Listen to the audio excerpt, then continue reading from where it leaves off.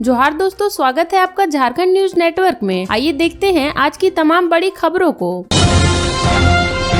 तीसरी बार मोदी सरकार के लिए देश का जनादेश, लोकसभा के परिणाम पर बोले बाबूलाल मरांडी। भारतीय जनता पार्टी के प्रदेश कार्यालय में मंगलवार को लोकसभा चुनाव परिणाम के बाद पटाखे फोड़े गए। अबीर गुलाल लगाकर नेताओं कार्यकर्ताओं ने बधाई दी, लड्डू खिलाए, ढोल नगाड़े पर थिरके। प्रदेश के नेताओं ने देश व प्रदेश के जनता के प्रति आभार जताया। प्रदेश भाजपा अध्यक्ष बाबूलाल मरांडी ने कहा कि देश और प्रदेश की जनता का जनादेश सिरोधार्य है। जनता ने तीसरी बार मोदी सरकार के संकल्प को साकार किया है। भारत के राजनीतिक इतिहास में प्रधानमंत्री नरेंद्र मोदी ऐसा राजनेता है जो पंडित जवाहरलाल नेहरू के बाद लगातार तीसरी बार भारत के प्रधानमंत्री के रूप में शपथ लेंगे। उन्होंने कहा कि झारखंड की जनता ने 9 सीटों पर जीत दिलाकर एनडीए को फिर से सबसे बड़ी गठबंधन के रूप में स्थापित किया है। जनता ने एनडीए के उम्मीदवारों को बड़े अंतर से जीत दिलाकर मोदी सरकार की उपलब्धियों पर अपनी मुहर लगाई है। साथ ही गाँव गरीब के साथ देश के लगातार सेवा का अवसर भी दिया है। श्री मरांडी ने चुनाव अभियान में झारखंड के आने वाले प्रधानमंत्री नरेंद्र मोदी, राष्ट्रीय अध्यक्ष जेपी नड्डा, गृह मंत्री अमित शाह, रक्षा मंत्री राजनाथ सिंह सहित केंद्रीय नेताओं का आभार प्रकट किया। झारखंड भाजपा के प्रभारी डॉक्टर लक्ष्मीकांत वाजपेयी ने कहा कि यह जनादेश फिर से एक बार मोदी सरकार के लिए है। झारखंड की जनता ने मां भारती के चरणों में फल और फूल दोनों अर्पित किया है। नेता प्रतिपक्ष अमर कुमार बावरी ने कहा कि जनता ने इंडिया गठबंधन के षड्यंत्र व झूठ को निकारते हुए नरेंद्र मोदी के तीसरी बार प्रधानमंत्री बनाने का स्पष्ट जनादेश एनडीए को दिया है। सांसद दीपक प्रकाश ने कहा कि तीसरी बार मोदी सरकार जनता की उम्मीद और आकांक्षाओं पर खरी उतरेगी। क्षेत्रीय संगठन महामंत्री नागेंद्र त्रिपाठी ने कहा कि 2 सीट से अपनी वैचारिक यात्रा प्रारंभ करने वाली पार्टी के लिए तीसरी बार पूर्ण बहुमत के साथ भारत की सेवा का अवसर मिलना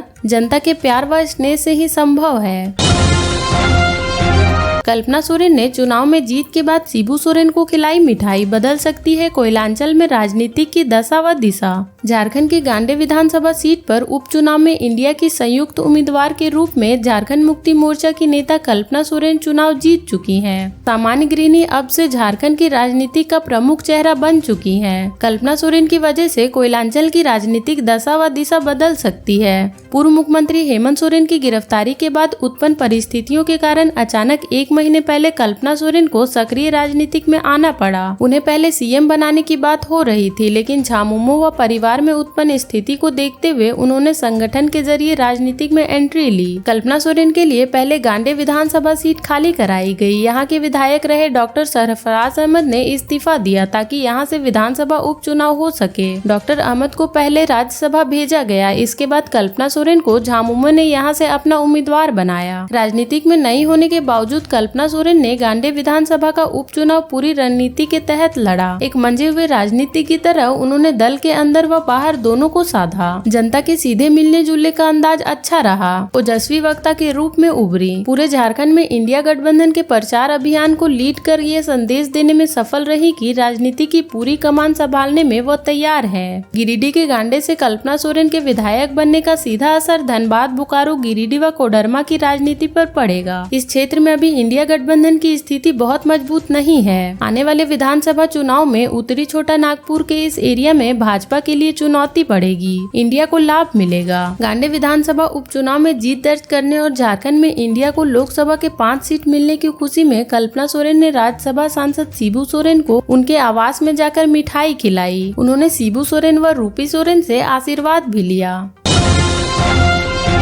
लोकसभा चुनाव में आदिवासी क्षेत्रों में भाजपा की जमीन खिसकी। झारखंड में लोकसभा चुनाव की तस्वीर साफ हो गई है। झारखंड में भावी राजनीति के संकेत भी इस चुनाव परिणाम में छिपे हैं। लोकसभा चुनाव में कांग्रेस और झामुमो ने अपनी ताकत बढ़ाई है। पिछले चुनाव में दोनों ही दल ने एक सीट पर सिमटे थे। इस बार झामुमो ने अपना ग्राफ बढ़ाया है। इस बार 3 सीटों पर जीत हासिल की है। दुमका और सिंहभूम नई सीट पर कब्जा किया है। वहीं राजमहल सीट पर कब्जा बरकरार रखा है। इधर कांग्रेस ने लोहरदगा और खूंटी 2 नई सीट पर जीत दर्ज करा ली है। आदिवासी क्षेत्रों में भाजपा की जमीन खिसकी है। इन सीटों पर इंडिया गठबंधन का समीकरण इंटैक्ट रहा। आदिवासी वोट बैंक को इंडिया गठबंधन ने समेटा है। खूंटी कभी भारतीय जनता पार्टी की पारंपरिक सीट रही। इस सीट से कड़िया मुंडा 7 बार सांसद रहे। लेकिन अर्जुन मुंडा यह सीट बचा नहीं पा रहे। केंद्रीय मंत्री अर्जुन मुंडा की हार बड़ा राजनीतिक संदेश दे रहा है। यह सीट कांग्रेस की प्रतिष्ठा से जुड़ी थी। इस सीट पर श्री मुंडा को बड़ी शिकस्त मिली है। इधर पलामू, धनबाद, चतरा, कोडरमा, हजारीबाग जैसी परंपरागत सीट पर इंडिया गठबंधन सेंधमारी नहीं कर पाई। इन सीटों पर भाजपा की बड़ी बढ़त रही। इन सीटों पर भाजपा के खिलाफ कांग्रेस झामुमो को वोट मिले, लेकिन अपने तय समीकरण पर ही सिमट कर रह गए।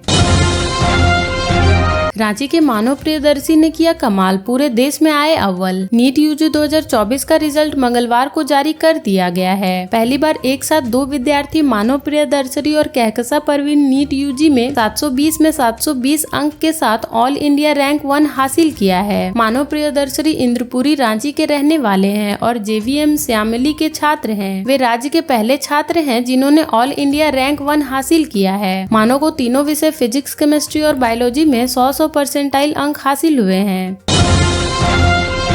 रांची से संजय सेठ जीते, खूंटी से अर्जुन मुंडा हारे। झारखंड की सभी 5 ST सीटों से हारी भाजपा। लोकसभा चुनाव 2024 के परिणाम घोषित हो चुके हैं। झारखंड में भाजपा को बड़ा झटका लगा है। पिछले चुनाव में 11 सीट जीतने वाली भाजपा को 3 सीटों का नुकसान हुआ है। लोकसभा की 14 सीट में भाजपा 8 सीट में ही सिमट कर रह गई। वहीं आजसू ने गिरिडीह में दूसरी बार चुनाव जीता। NDA गठबंधन ने आजसू के उम्मीदवार चंद्र प्रकाश चौधरी से अपनी जमीन बचा ली। भाजपा राज्य की सभी 5 आदिवासी सुरक्षित सीटें हार गई है। झारखंड की सबसे हाई प्रोफाइल खूंटी सीट से भाजपा के केंद्रीय मंत्री अर्जुन मुंडा को बड़ी हार हुई।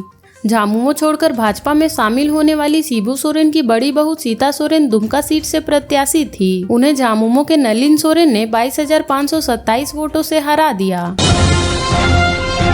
कल्पना सोरेन की झारखंड की राजनीति में हुई धमाकेदार एंट्री। भाजपा प्रत्याशी को 27,149 मतों से हराया। गिरिडीह की गांडे विधानसभा सीट पर हुए उपचुनाव में इंडिया गठबंधन में झामुमो की प्रत्याशी कल्पना सोरेन ने शानदार जीत हासिल कर राजनीतिक में धमाकेदार एंट्री की है। पूर्व मुख्यमंत्री हेमंत सोरेन की पत्नी कल्पना सोरेन ने NDA गठबंधन से भाजपा के प्रत्याशी दिलीप कुमार वर्मा को 27,149 मतों से पराजित किया है। कल्पना सोरेन को 1,09,827 मत मिले हैं, जबकि दिलीप कुमार वर्मा को 82,678 मत हासिल हुए हैं। इन 2 को छोड़कर सभी 9 प्रत्याशियों की जमानत जब्त हो गई है। आजसू से टिकट नहीं मिलने के कारण अर्जुन बैठा निर्दलीय उम्मीदवार के रूप में चुनाव मैदान में थे। मात्र 6,960 वोट लाकर उन्होंने अपनी जमानत जब्त करा ली। कल्पना सोरेन की जीत के साथ ही झामुमो ने 8वीं बार यहां अपना झंडा गाड़ा है। इसके पूर्व भी 7 बार यहां झामुमो के प्रत्याशी ही जीत दर्ज कर चुके हैं। यह झामुमो के लिए सेफ सीट मानी जाती है। इस सीट पर आदिवासी और मुस्लिम मतों की गोलबंदी कल्पना के पक्ष में हुई।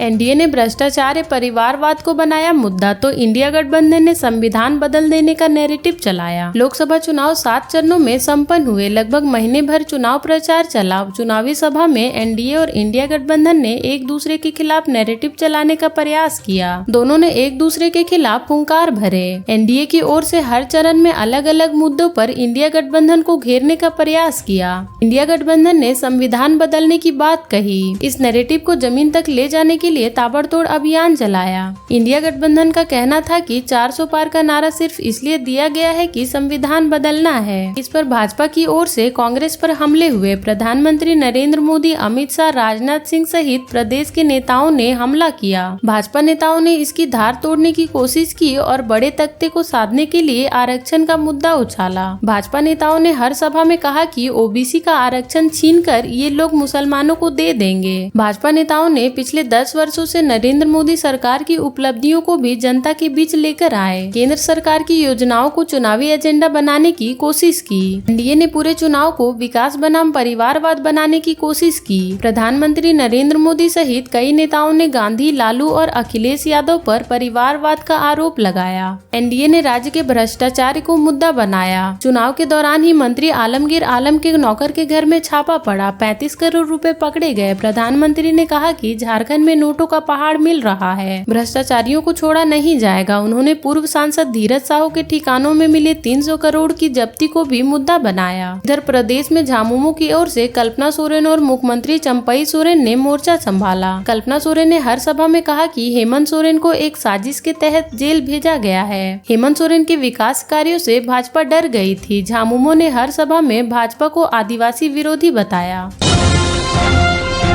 झामुमो कार्यकर्ताओं ने कल्पना सोरेन को दी जीत की बधाई। मुख्यमंत्री हेमंत सोरेन की पत्नी कल्पना सोरेन ने गांडे विधानसभा उपचुनाव में 26,483 वोटों से जीत दर्ज की। उन्होंने अपने निकटतम प्रतिद्वंदी भाजपा के दिलीप वर्मा को हराया। कल्पना सोरेन की जीत पर बरहेट विधानसभा के झामुमो कार्यकर्ताओं ने खुशी जाहिर करते हुए बधाई दी। कार्यकर्ताओं ने कहा कि बरहेट विधायक सह राज्य के पूर्व मुख्यमंत्री हेमंत सोरेन को षड्यंत्र के तहत जेल भेजने का नतीजा है कि भाजपा को मुंह की खानी पड़ी है। विधानसभा चुनाव में भी जनता भाजपा का बुरा हासिल करेगी।